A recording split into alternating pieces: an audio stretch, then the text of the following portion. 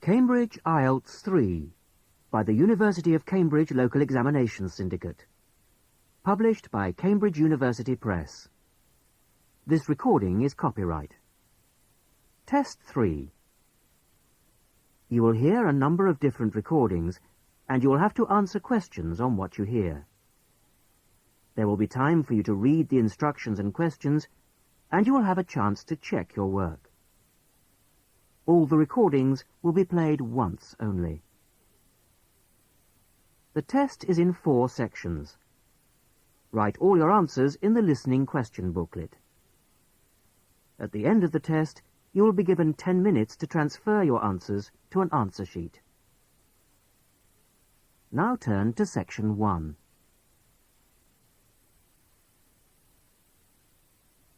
Section 1. You will hear 2 colleagues, Joan and Peter, organising a Christmas dinner for their office staff. First, you have some time to look at questions 1 to 5.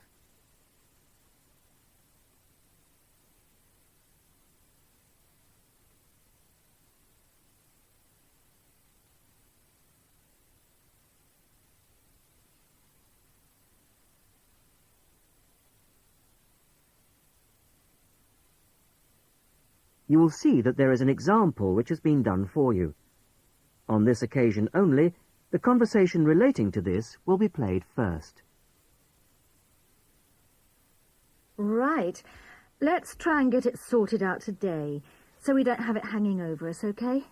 Good idea. I'll take notes. First thing, numbers. Have we got anything definite? Well, I've been working it out, and I think 40 to 43. Shall we put 45 to be on the safe side? Yep, fine. Joan and Peter agree that 45 is a safe number to book for, so 45 is written as the answer. Now we shall begin. You should answer the questions as you listen, because you will not hear the recording a second time. Listen carefully to the first part of the conversation and answer questions 1 to 5. Right. Let's try and get it sorted out today, so we don't have it hanging over us, okay? Good idea. I'll take notes. First thing, numbers. Have we got anything definite? Well, I've been working it out, and I think 40 to 43. Shall we put 45 to be on the safe side? Yep, fine. Dates. Well, that's straightforward. The last working day before Christmas, which is... Which is December the 21st. Which is going to be pretty difficult to book at Christmas. So we'd better think of 2 or 3 places, just to be on the safe side.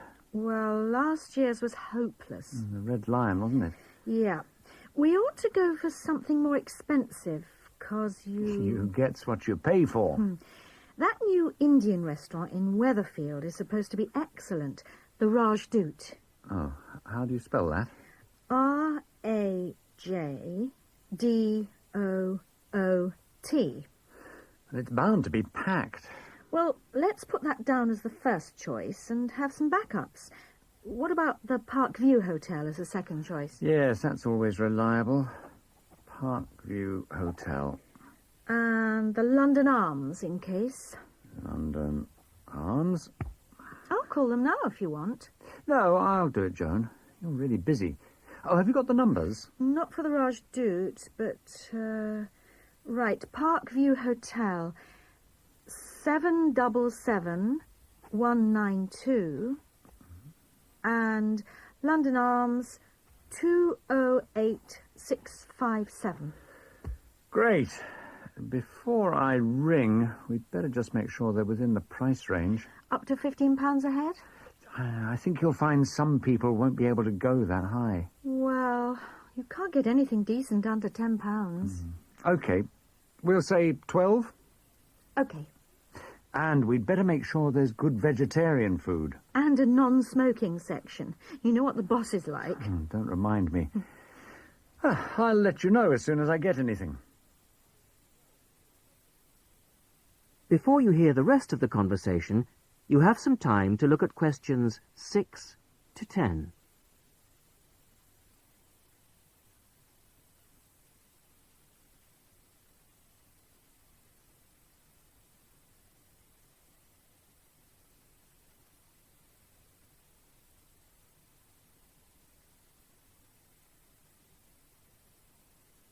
Now listen and answer questions 6 to 10. Good news. I found Rajdoot's number straight away, and they can fit us in. Their Christmas menu sounds great. What is it? French onion soup or fruit juice, Uh-huh. roast dinner or lentil curry. Sounds ordinary, but my friend said it was really tasty. Lentil curry. That's unusual. And then for dessert, there's traditional plum pudding or apple pie, plus coffee. That sounds really good for £12. Did you book it? Well, I said I'd check with the staff first, but they did say they'd hold the booking until next Wednesday anyway. Oh, and if we go ahead, they'd like a £50 deposit. 50 is normal. That's fine. And they want a letter. Right, to confirm. Oh, and they say with such large numbers, we have to choose the menu in advance. Well, that won't be a problem. I'll put up a notice with details of the restaurant and the menu. When did you say they wanted confirmation by? It was, let's see, the 4th of November. Where do you think I should put up the notice? Where everyone's guaranteed to see it? On the cafe notice board, I should think. Hardly anyone looks at that. Well, the newsletter's probably your best bet. Well, good idea. I'll go and do that now. That is the end of section 1. You will now have half a minute to check your answers.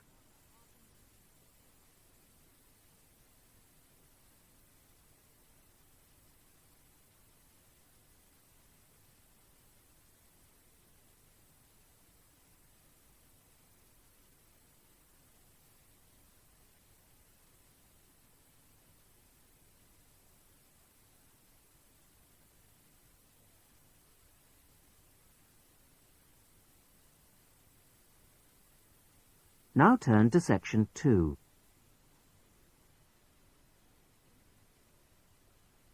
Section 2. You will hear a college tutor asking Julie Brooks, director of a college sports centre, to talk to a group of students about the centre. First, you have some time to look at questions 11 to 16.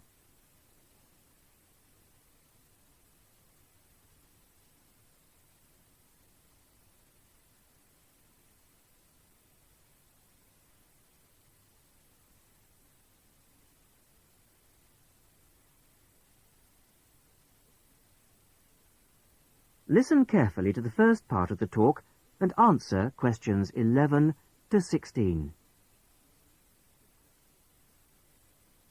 So, I'll hand over now to Julie Brooks. Thank you. Welcome to the Sports Centre. It's good to see that there are so many people wanting to find out about our sports facilities. First of all, membership. All students at the college are entitled to become members of the Sports Centre for an annual fee of £9.50. To register with us and get your membership card, you need to come to reception between 2 and 6 p.m, Monday to Thursday. I'm afraid we can't register new members on Friday, so it's Monday to Thursday, 2 to 6 at reception. Now, there are 3 things that you must remember to bring with you when you come to register. They are your union card, a recent passport-size photograph of yourself, and the fee. It doesn't matter whether you bring cash or cheque. We can't issue your card unless you bring all 3, so don't forget. Your union card, passport photo, and fee. Then once you've got your sports card, you will need to bring it with you whenever you come to book or use any sports centre facilities. Booking over the phone is not allowed, so you have to come here in person with your card when you want to book. Our opening hours seem to get longer every year. We are now open from 9 a.m. to 10 p.m. on weekdays and from 10 a.m. to 6 p.m. on Saturdays. For those of you who are up and about early in the morning, we're introducing a 50% morning discount this year. This is because the facilities tended to be underused in the mornings last year. It means that all the sessions will be half price between 9 a.m. and 12 noon on weekdays. Before you hear the rest of the talk, you have some time to look at questions 17 to 20.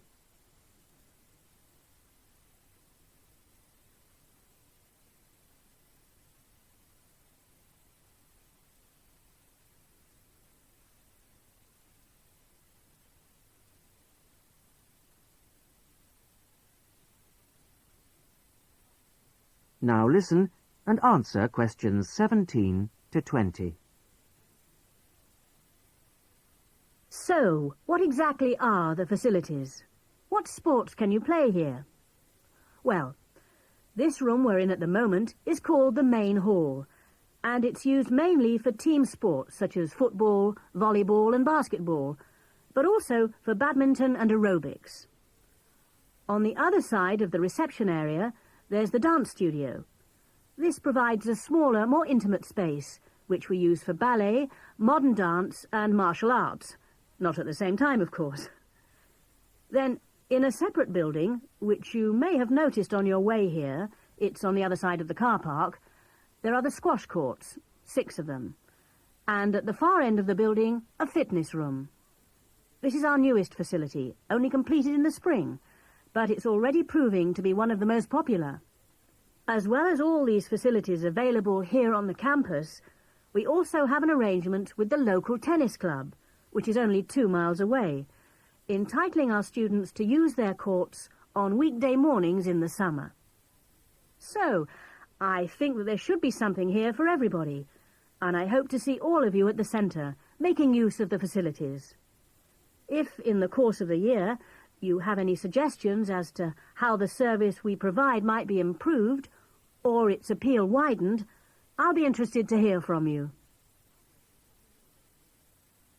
That is the end of section 2. You will now have half a minute to check your answers.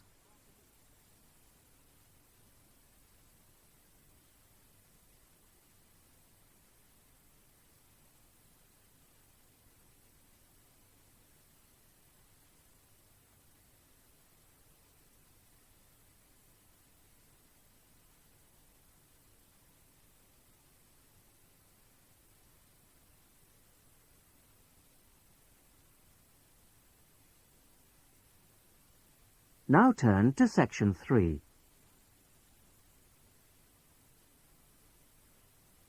Section 3.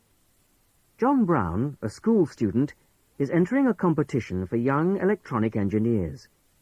He is talking to his teacher, Mary Collins. First, you have some time to look at questions 21 to 30.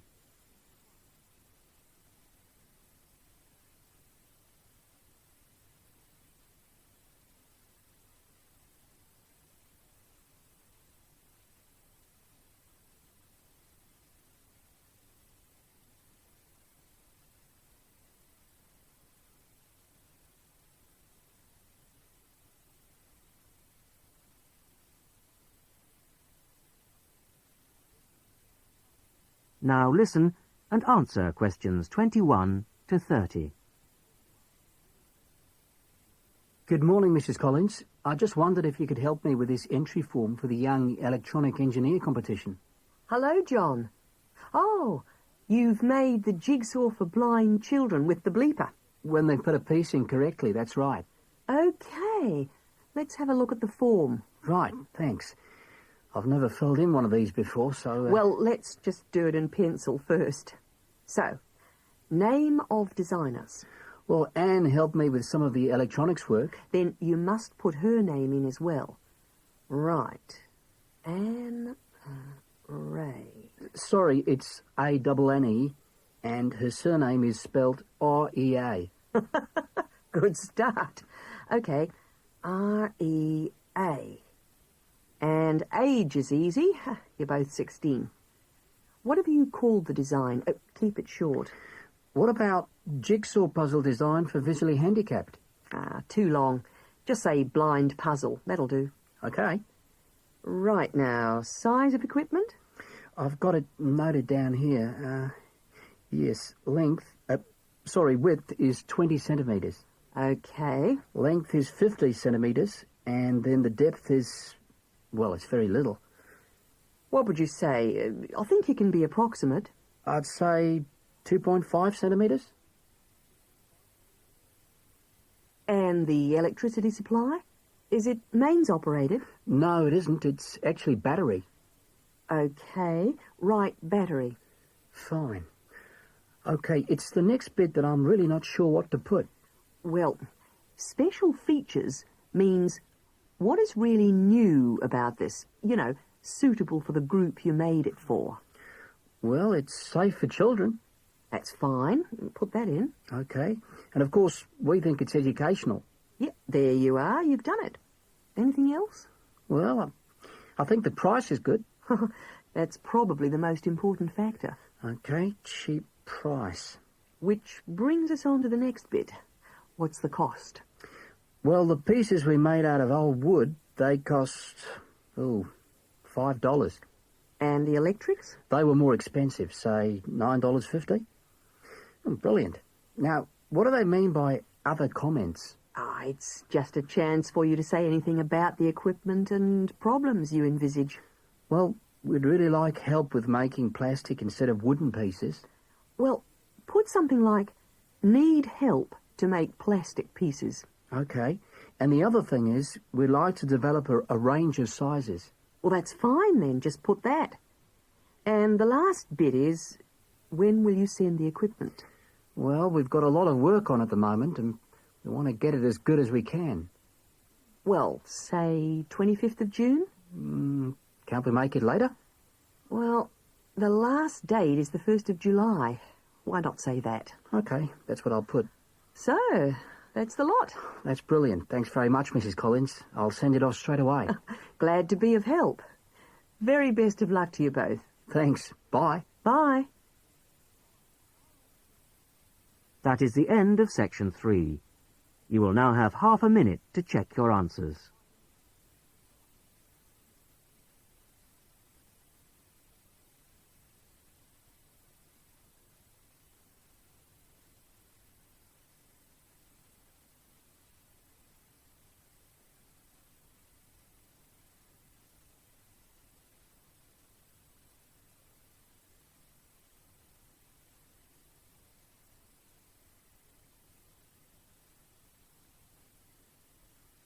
Now turn to section 4.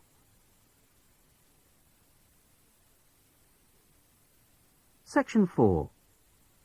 You will hear a talk about ostrich farming.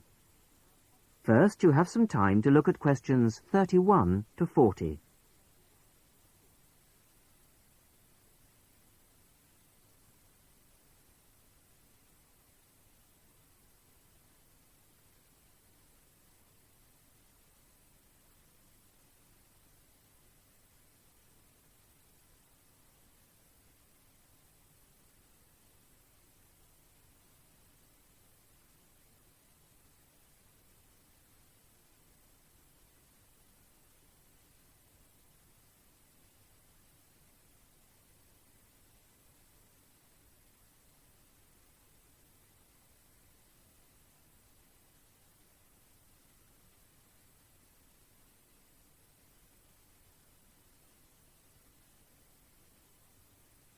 Listen carefully to the talk and answer questions 31 to 40.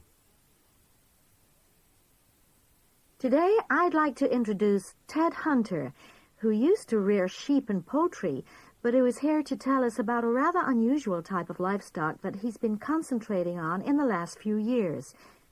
Ted Hunter is a member of the Domesticated Ostrich Farming Association, and is here to tell us about the possibilities of breeding and rearing these birds in this country. Thank you, Paula. When you look at international restaurant menus and supermarkets, they all tend to feature the same range of meats. Beef, lamb, chicken, pork, that sort of thing. But people are always interested in something different. And we're now finding that farming can bring new types of meat to our tables. The kangaroo is one animal that's now being farmed for its meat and eaten outside Australia where it comes from. It looks and tastes rather like rabbit, though it's slightly darker in color. But it is rather tough, so that's a problem for some people. Crocodiles are also being farmed for their meat. This is rather like chicken, pale and tender, and it's getting quite fashionable. Some people also find it's rather fatty, but I think it makes a really tasty sandwich. Now, a third type of meat becoming increasingly available, and the one that I think is by far the nicest of the three, is ostrich, which most people say has a similar taste and texture to beef. However, it's much better for you than beef, as we'll see later. Most people think of ostriches as wild animals, but in fact, ostriches have been farmed in South Africa since around 1860. At first, they were produced for their feathers. In Africa, they were used for tribal ceremonial dress, and they were also exported to Europe and America, where they were made into ladies' fans and used for decorating hats. Later, feather fans and big decorated hats went out of fashion, but ostriches were still bred, this time for their hide. This can be treated to produce about half a square meter of leather, very delicate, fine stuff of very good quality. At the same time, some of the meat was used for biltong, the air-dried strips of meat popular in South Africa as a sort of fast food. However, recently there's been more and more interest in the development of ostrich farming in other parts of the world, and more people are recognizing its value as a food source.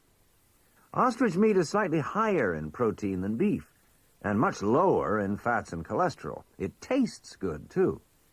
A series of European taste tests found that 82% of people prefer ostrich to beef. And one ostrich produces a lot of meat, from around 30 to 50 kilograms, mostly from the hindquarters of the bird. Farmed ostriches don't need African climates, and in fact, ostrich farming is now becoming well established in other parts of the world. However, setting up an ostrich farm isn't something to embark on lightly. Mature breeding birds are very expensive. Even a fertilized ostrich egg isn't cheap, so you need quite a bit of capital to begin with. Then the farmer needs special equipment, such as incubators for the eggs. The young chicks are very dependent on human minders and need a lot of attention from the people looking after them. In addition, ostriches can't be intensively farmed. They need space and exercise. But in spite of this, they make good farming sense. A cow produces only one calf a year, whereas a female ostrich can lay an egg every other day. And because the farmers can use incubators and hatched chicks are nourished well and protected from danger, the failure rate on farms is very low indeed. And almost all the fertilized eggs will hatch out into chicks, which will in turn reach maturity. This is very different from the situation in the wild, where the vast majority of chicks will die or be killed before they grow up into mature ostriches. So it's possible, once the initial outlay has been made, for the farmer to be looking at very good profit margins indeed. Ostrich farming is still in its early days outside Africa, but we hope that ostrich meat will be freely available soon, and before long will be as cheap as beef. That is the end of section 4. You will now have half a minute to check your answers.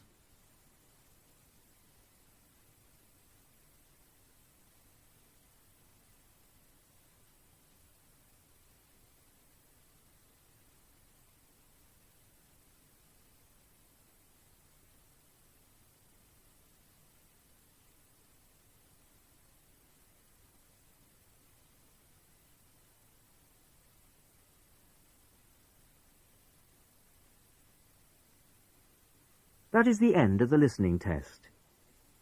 In the IELTS test, you would now have 10 minutes to transfer your answers to the listening answer sheet.